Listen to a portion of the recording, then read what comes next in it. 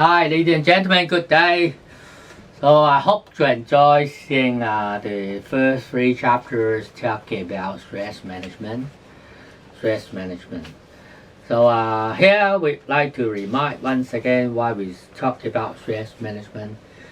Well, you may say that we are not in the psychological lessons.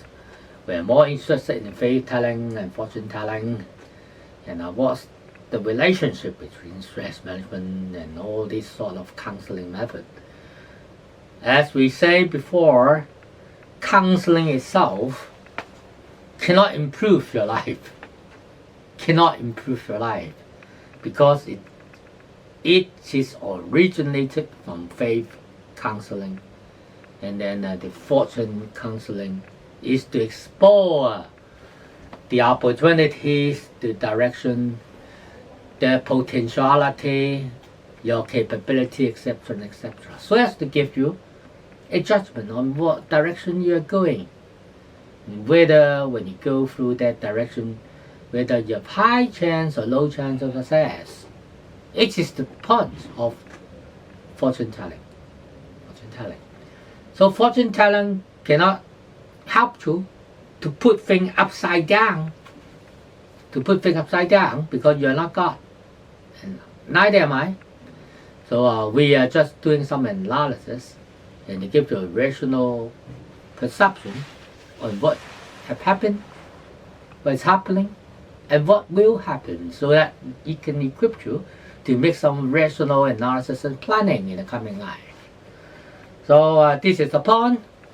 So when you detect something negative, when you detect some opportunity being exploited, or when you detect some capability that you are lacking, don't get frustrated. Because we have some method to introduce you to manage stress. You will feel unhappy, and you feel failure. It is the emotional reflection, what has happened and what will be happening. So in our point, we are trying to help you to manage one specific area of the effect of faith counseling, that is stress. Well, when you go through some faith counseling methodology, this is a balanced picture about your life. You may have some strength in some area, you may be happy in some area, but you must also come across some defects in some other area. So when you come across the defects, you feel yourself uncomfortable, and most of the time stress will happen. So we are now doing to manage the stress. According to the book, they introduce you how to stop worrying and start living. And there is a chapter talking about how to manage stress as a habit. Last time we introduced you 3 methods. Talk about you keep yourself busy, don't concentrate deep and tedious matters, and also you consider your stress in terms of probability. Now we give you 3 more methods.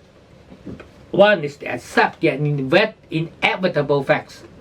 Inevitable means when you are confirmed that something will happen, surely over 90% coming close to 100%, there's no point for you to worry further.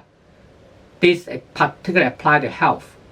When you are certified in some of the serious defects like cancer, the last phase of cancer, then you have to do your preparation to accept it. Second is, you put a cut-off point in your worry.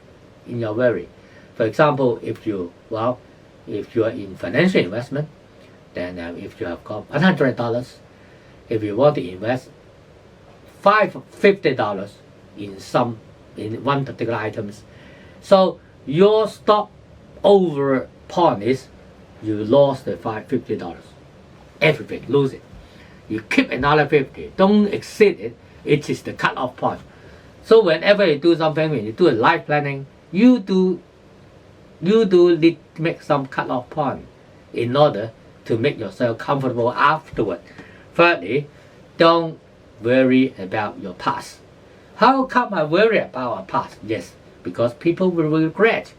Wow, in the past, if I did that, I would be better. If I didn't do that, I would be better, etc., etc. But please be clear that the past thing cannot happen again, and we will not reoccur again in the same perspective. So do learn from the past. Don't worry about the past. Don't regret about the past, and only plan, take action in present time, and plan for the future. That is a good habit to manage stress. Okay, so we finish here. Next time we move on to tell you how to make yourself happy. Thank you very much. See you again.